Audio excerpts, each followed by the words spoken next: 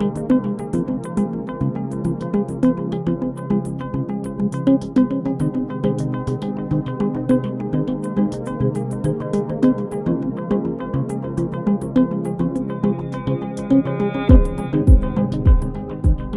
group is publicly committed to driving positive impact, and this aligns with our social, economic and environmental impact, or our C impact framework. Part of this talks directly to greening the economies in which we operate. It's a key part of the C impact framework. The group is also publicly committed to supporting the just transition, not only in South Africa, but actually across the continent more broadly. We published our inaugural climate policy in March 2022. Part of this involves the commitment to a sustainable finance target, which is a mobilization target of in excess of 250 billion rand over a 5-year period from 2022 to 2026. First year's target was 40 billion rand, and I'm very pleased to say that we managed to mobilize 55 billion rand. So we exceeded our target by 36%, which is really phenomenal. The green set of solutions, which has a positive environmental impact, is a key underpin to how we actually look to achieve this target. A sub-target of the broader sustainable finance target focuses on financing of renewable energy power plants. The target set was a 3-year target of 65 billion rand, and this encompasses a financing target of 50 billion rand, as well as an underwrite target of 15 billion rand. For 2022, we have actually financed over 18 billion rand of renewable energy power projects. When we talk about the cost of financing the just energy transition in South Africa, the Just Energy Transition Investment Plan talks about a total cost of 1.5 trillion rand. The plan talks about 500 billion rand financed by private banks. So we play a key role in this, but that will be alongside concessional funding, grant funding, donor funding, etc. So it really is a blended financing approach that's required. Standard Bank has been actively involved in both the renewable energy and the risk mitigation IPP programs. The REAP program has resulted in approximately 100 renewable projects being procured to date. Standard Bank has funded about 30% of those, used for both the construction of the projects, but we are also involved in refinancing of these projects. This results in a value unlock for both government as well as private sector participants.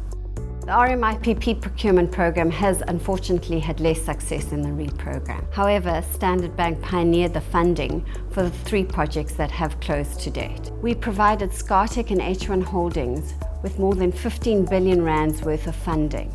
At the end of construction, the 3 projects will have a combined capacity of 540 megawatts solar power and 225 megawatts worth of battery energy storage. These are the first utility-scale battery energy projects in South Africa. Positively, procurement in the energy space has not been limited to government-led programs. Standard Bank provided funding to Tronox Mineral Sands. These projects will provide Tronox with 40% of their South African energy needs and assist in the reduction of their carbon emissions from a global perspective. The Tronox projects are an example of what we call decentralized energy, otherwise known as DE. At the small end of the DE scale are rooftop solar projects. These can be procured by households or small businesses from vetted and independent power producers. At the other end of the scale are the large energy consumers, the commercial and industrial players. These companies are trying to meet the ESG requirements while also reducing their reliance on the Eskom grid. The final form of decentralized energy that we see is the aggregator model.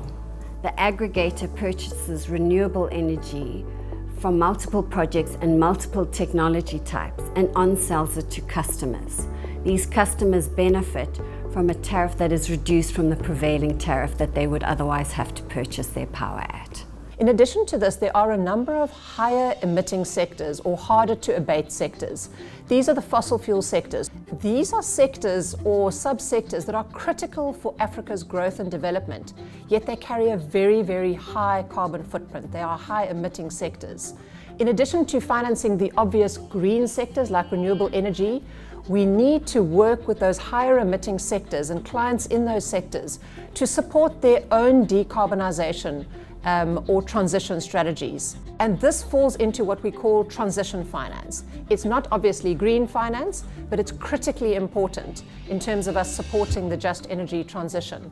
A great example of where we've actually partnered with a client on their own transition strategy is where we recently advised and provided financing to Seriti Coal. Through their subsidiary Seriti Green, they acquired WindLab Africa, which is a wind-powered renewable energy operation. And this really allowed Seriti to move into a more diversified energy operation, moving away from coal into renewable energy, and was a key part of their own transition and decarbonisation strategy. So we've spoken a bit about how much progress we've made against these public targets that we've committed to. And I think what we are really starting to see is the whole bank being mobilised towards supporting the just energy transition and greening the economies in which we operate. And that's an incredibly exciting thing to be part of.